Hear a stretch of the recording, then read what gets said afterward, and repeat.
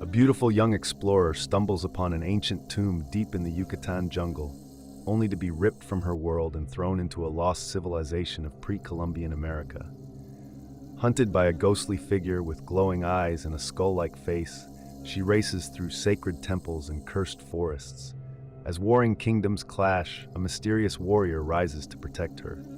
But with every heartbeat, the veil between spirit and time grows thinner.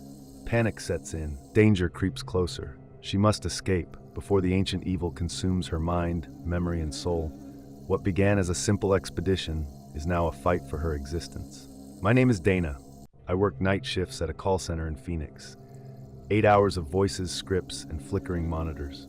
It's boring, repetitive, safe, or at least it used to be. Last summer I took time off. A friend invited me to join a small archaeological dig in the Yucatan, just a few students, an old professor, and the jungle.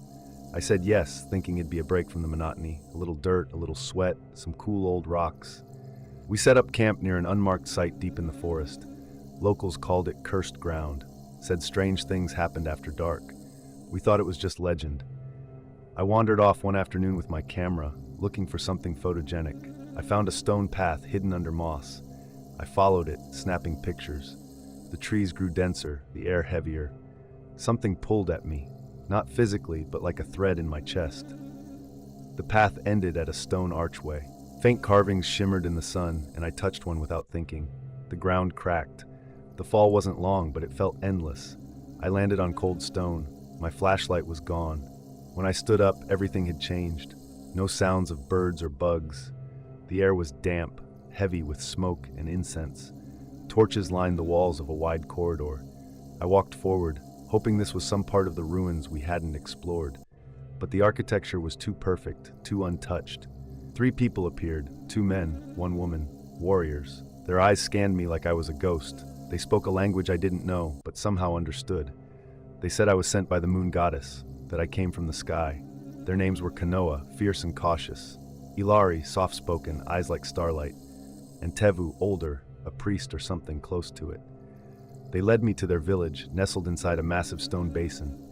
No electricity, no modern tools, but everything felt alive. They said something ancient had awakened. A man who traded his soul for power. Elu, once a king, now a curse.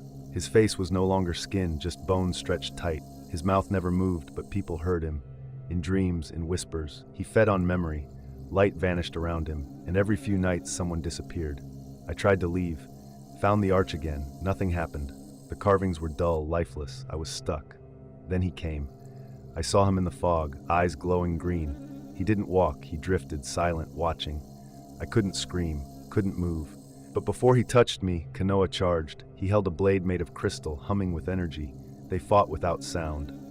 Ilari pulled me away, led me to the top of the temple. She said there was one way back, a rift in time, thin as thread.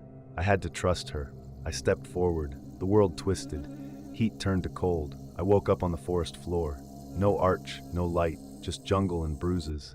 I made it home, but things feel wrong now. Screens flicker, voices glitch, and sometimes, in the silence between calls, I hear breathing that isn't mine. I was running, not because I wanted to, but because something was behind me. I could hear its breath, not human, not animal. It echoed off stone walls older than time itself. I had no shoes, no map, no idea where I was, just a torch stolen from a half-broken statue and the rising panic in my chest. The temple felt endless, twisting stairwells, narrow tunnels, symbols that shifted if I stared too long. I screamed once. No one answered. Before all of this, I was in Arizona, just another grad student in a field program. I'd followed Professor Harrow and my friend Zoe into the Yucatan ruins. I remember touching a smooth, round stone inside the burial chamber, cold as ice, even under the blazing sun. Then light burst from it. My vision blurred. The air shifted. I felt weightless, then slammed into hot earth. When I opened my eyes, I wasn't in my time anymore. The jungle smelled different. The sky was wrong. I met Ilian that night. A young man dressed in strange robes, with calm eyes and scars down both arms. He didn't speak English, but he helped me. Hid me when the patrols passed. Told me his people thought I was a spirit, a messenger. But not everyone believed. A man they feared, called Malik, was hunting me. His face twisted, pale, marked with bone. Where his eyes should be were two glowing slits, one green, one red. The first time I saw him, I froze. He didn't walk, he glided. His cloak hissed through the leaves. Elian pulled me back. We ran until my legs gave out. We hid in an old temple. Rain poured through holes in the ceiling. Thunder shook the ground. Elian spoke of a prophecy, a woman from the sky, a bloodless war, a sealed evil rising again. I didn't understand, but the fear in his voice said enough. Later we were joined by Anai, a healer, soft-spoken but strong. She helped clean the cuts on my arms, told stories about the serpent god, the mirror lake, the king who vanished beneath the moon. I tried to piece it together. A ritual, maybe, a trap, something that pulled me here. Malik attacked that night. We didn't hear him enter, just wind and silence. Zoe screamed first. I turned and saw her. No, not her. Someone like her, eyes empty, mouth moving without sound. An illusion, Elian said. Malik was bending memory. I shut my eyes and focused on the heat of the torch, on the sweat on my palms. The world shifted again. When I opened them, we were alone. The temple had changed. Walls pulsed like breathing stone. The torch dimmed. Anai clutched her necklace and whispered prayers. We walked deeper into the ruin. The passage narrowed. We ducked through a tunnel covered in moss. Symbols etched into the wall glowed faintly as I passed. A voice echoed, just close. It said my name. I spun around, no one there. Then, footsteps, not one set, many. Elian shouted and grabbed my hand. We ran again, down a steep slope into an open courtyard. The moon hung red above us. There Malik stood. No weapon, no words, just that face. Elian stepped forward, told me to keep going. I didn't want to, but I did. Behind me I heard shouts, then silence. I kept running, through the vines, past the broken statues, into the unknown. Eventually I found the lake. Still as glass, dark as obsidian. I saw my reflection, but it wasn't mine. Her eyes were hollow, her mouth twisted. She reached toward me. I stumbled back. Anai found me minutes later. She held a broken charm, said Elian was gone, taken. Not dead, just lost. We had to finish what he started. A way home exists, she said, but only if I face Malik again. At the mountain where the stars fall. During the night of blood rain, I wanted to wake up, but this was no dream. I asked her what would happen if we failed. She didn't answer, just held my hand as we walked toward the rising mist. That night, I didn't sleep. I stared at the stars, wondering if anyone back home could see them, or if I was already a ghost, trapped in someone else's past. The sun had barely risen when we reached the base of the hill. Anai walked ahead, her feet sure, even as the fog thickened. I followed, my fingers brushing the old charm Elian had left behind. Each step felt heavier than the last. The jungle seemed to hold its breath. I kept thinking maybe I'd wake up, that maybe this was a dream wrapped in another dream. But the path was real, and it was leading us somewhere deeper than fear.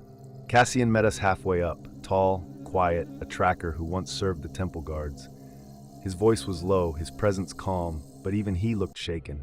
Said the signs were changing, the stars were moving wrong. He told us of a cave ahead, a place no one entered willingly.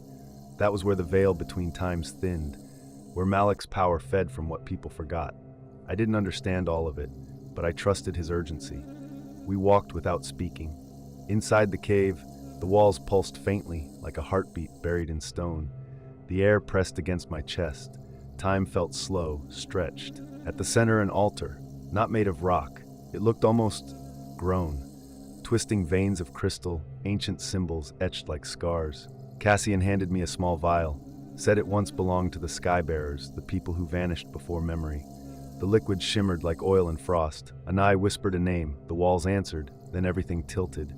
The floor beneath us shifted. I fell forward and suddenly I wasn't in the cave. I was standing in a massive hall lit by fire. Statues towered above, carved to look like gods or monsters. A figure waited at the far end, Malik. But he wasn't alone. Beside him, a girl, dressed in silver, her eyes blank, her face familiar. It was me. The copy blinked, tilted her head. I stepped back, but my feet stayed rooted. Malik raised a hand. I felt a pressure behind my eyes, cold and slow, like fingers threading through thought. My heart pounded, but my limbs refused to move. Cassian's voice cut through, somewhere distant. He told me to remember something real, anything.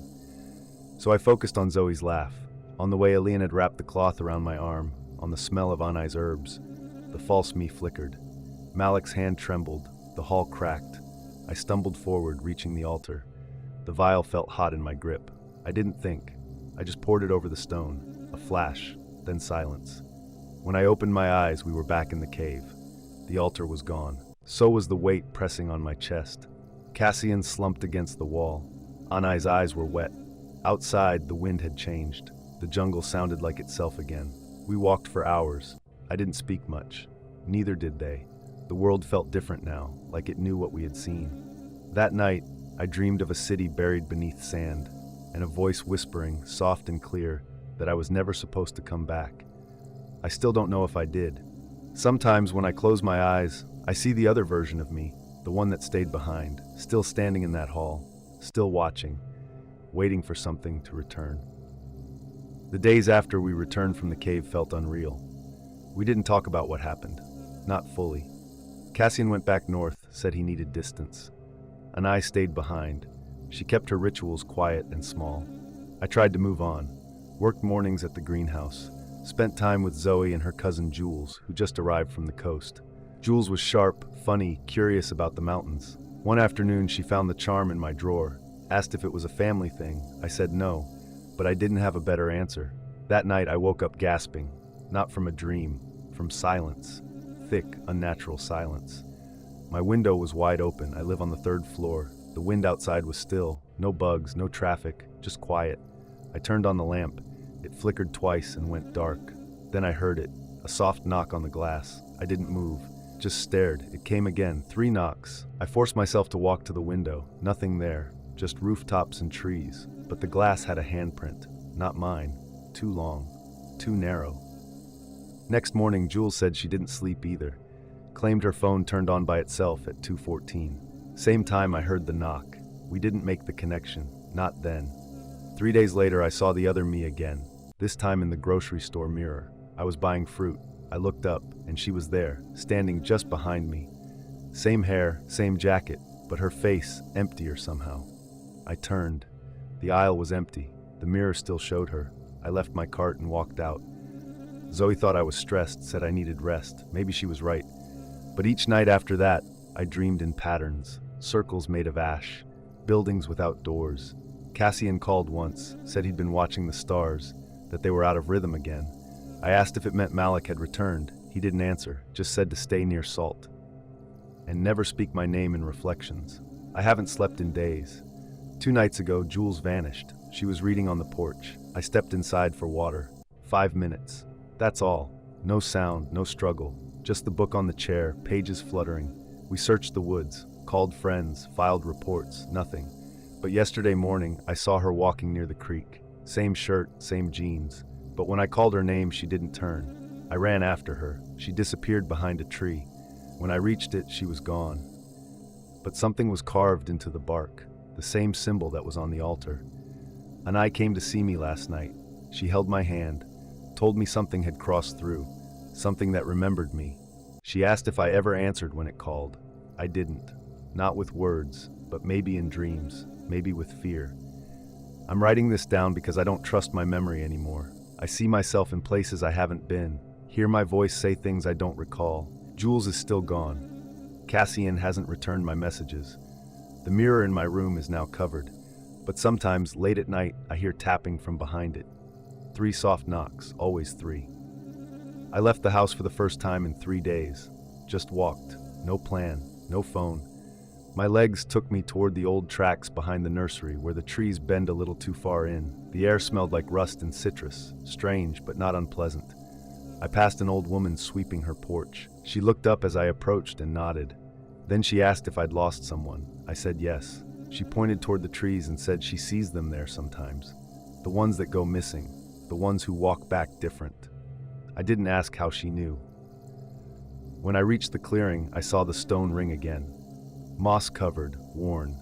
The same ring Anai once described in a dream she said wasn't hers. There were markings around it, new, like someone had drawn circles in the dirt. Some were smudged, some looked fresh. I knelt beside them, placed my hand near the largest one. It pulsed warm under my fingers. The wind shifted. Then I heard Jules whisper my name, not from behind me, from below. I stumbled back, heart hammering, listened again. The name came softer this time, followed by a word I didn't recognize. It echoed like it had been spoken through water. Cassian appeared later that night, pale, jittery, his eyes ringed in sleepless blue. He hadn't slept in days either. He said the thing had found another anchor, someone close, someone curious. I knew who. We returned to the clearing together. Cassian brought sea salt and thread. He marked the corners of the ring with salt, whispered in a dialect I'd only heard once when we first met. He told me not to speak, not to move. Then he called Jules by name. The air thickened, and she stepped through, but not all at once. Her eyes were glassy. Her mouth didn't move. Her arms hung limp by her sides. She looked right through me. Cassian muttered faster. The dirt cracked beneath her feet. Something pulled at the space behind her, stretching shadows like fabric. He shouted. The thread snapped in his hand. She blinked. For 1 second, she looked at me. Really looked. Then she mouthed the same word I'd heard before, and disappeared. The ring collapsed. Dust rose like breath. Cassian dropped to his knees. He didn't speak the whole way home. Anai came the next day. She brought a mirror from her mother's attic, rimmed in black wax. Said we had to close it from the other side. She and Cassian argued. He said it was too late. She said the opening hadn't chosen yet. That meant it was still hunting. They both looked at me. I haven't left since. There's salt under my bed. Thread around the door. I keep the mirror in the closet, covered, but sometimes I hear the glass flex. Jules's voice still comes through in dreams. Sometimes I think she's warning me. Sometimes it sounds like she's laughing. I don't know which is worse. Last night I looked in the mirror for the first time since the store. I only did it for a second, but she was behind me again. And this time, she smiled. Anai spent the night. We didn't talk much. She slept with her hand resting on the mirror's edge, eyes barely closed. The room felt heavier with her in it, but I didn't mind. I woke to humming, soft, rhythmic, like a lullaby I'd forgotten from childhood. She sat by the window, fingers tracing something in the fog on the glass. I didn't ask what it was. Cassian came later, uninvited but expected. His jacket smelled like smoke. He said we didn't have much time. He said the ring wasn't the end, it was a tether, and someone had pulled back. I asked if it was Jules. He didn't answer. We gathered in the basement. Anai lit 3 candles, one for presence, one for memory, one for silence. She said the third mattered most. Cassian placed the broken thread in a dish. He poured salt over it, then added the photo Jules left in my bag last spring, the one she swore she never took. I stood in the middle. They stood back. The silence was thick enough to feel on my skin. Then something knocked, not from the door, from inside the mirror. It didn't sound impatient. It sounded deliberate, like it knew exactly how much to give and when to take it away. Anai whispered something and the glass fogged again. A shape formed behind it, taller than Jules, shoulders hunched, mouth too wide. Cassian reached for the salt. His hand stopped midair. The air in the room folded inward. Everything slowed like time hiccuped. The figure in the mirror moved, but not in sync with us. Its head tilted, studying me. Then it raised a hand and pointed to the space behind my shoulder. I didn't turn. I asked what it wanted. No answer. Then Anai screamed. Her candle had gone out. The silence snapped like string. Cassian dragged her back, eyes wild. I stepped forward. The mirror cleared. The shape was gone, but my reflection didn't match my movement. It blinked after I did. Then it smiled, and I understood. It hadn't taken Jules. It had replaced her. Cassian pulled me away. Anai muttered something over the photo. The thread caught fire. The glass cracked from the center outward. We ran. The house groaned as we left, not from wood or weather, but from something deeper, something that had waited too long. Anai stayed silent the entire ride. Cassian drove without music. I sat in the back, gripping the photograph. In it, Jules's eyes had changed, just slightly. But I could see it now. She'd been gone longer than we thought, and whatever came back still remembered my name. 3 days passed without a word from Jules. Anai stayed in my apartment, barely speaking, always lighting that same candle before sunset. Cassian came by once, said he needed time to find someone named Ellis. I didn't ask who that was. At night, I kept the mirror covered, but somehow it always seemed a little shifted by morning. Not fully uncovered, just enough to show the frame, like it wanted me to know it was still there. The photo had changed again. Jules's hand, which was resting on my shoulder in the picture, had moved. Her fingers were now pressed slightly against my neck. I hadn't noticed until Anai gasped and turned it face down. We drove north to where Ellis lived, a small town tucked behind a lake and an orchard.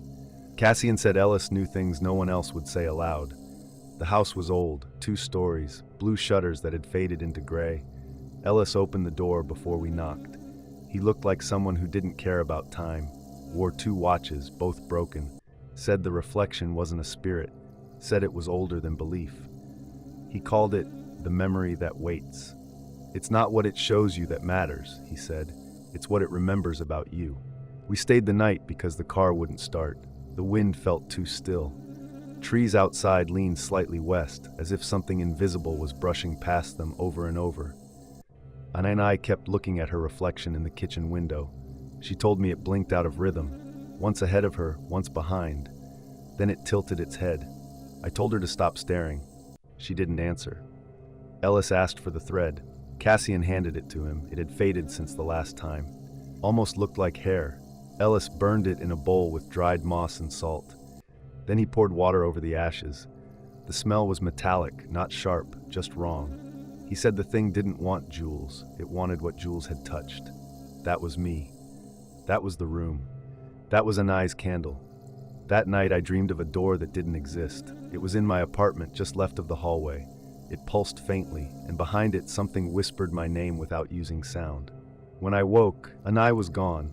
Cassian and Ellis searched the orchard. I checked the mirror. The cover had slipped off. The glass was clear. No mist, no handprints. Just my own reflection. Except I wasn't alone. Someone stood slightly behind me, not close, but enough to see the outline of their hair, their shape, their stillness. I turned around. Nothing. When I looked back, my reflection was alone again, but it was smiling, and I wasn't. Cassian came back pale, said they found footprints leading to the edge of the lake, but no return prints, just one way. Ellis didn't say anything for a long time. Then he told us there's no way to close a door once it's remembered. The best you can do is forget first. I asked how. He said you don't. You learn to live around it. Now I sleep with the mirror in the closet, covered twice. But some nights I hear a soft knock from inside. Only once. Always once. And every time I think maybe this time it isn't asking to come in. Maybe it's asking what took me so long to come back.